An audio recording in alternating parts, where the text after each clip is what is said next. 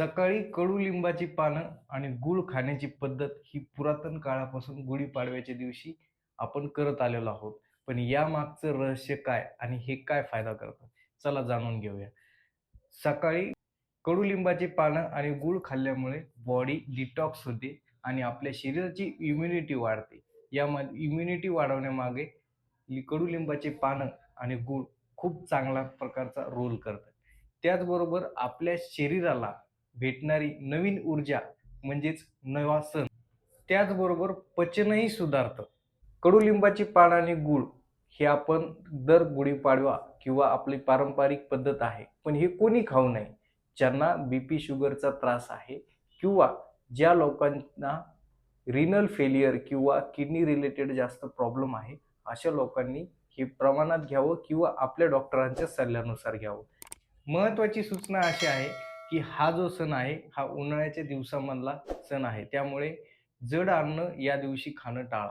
आपण अनेकदा प्रत्येक सणाच्या दिवशी वेगवेगळ्या डिशेस बनवतो. खूप सगळ्या प्रकारचे हेवी अन्नही आपण या दिवशी बनवत असतो. पण उन्हाळ्याच्या दिवसामध्ये हा सण असल्यामुळे आपण जड अन्न टाळलंच पाहिजे. या दिवशी तळलेलं तुपकट अन्न घेणं टाळा. या दिवसाची सुरुवात एक पॉझिटिव्ह एनर्जीने करा. म्हणजेच आपण सकाळी उठून योगासन, व्यायाम, ध्यान यासारख्या गोष्टी आपण करू शकतो. त्याचबरोबर बॉडीला हायड्रेट ठेवा. ताक, नारळ पाणी, लिंबू पाणी आपण घेऊ शकतो.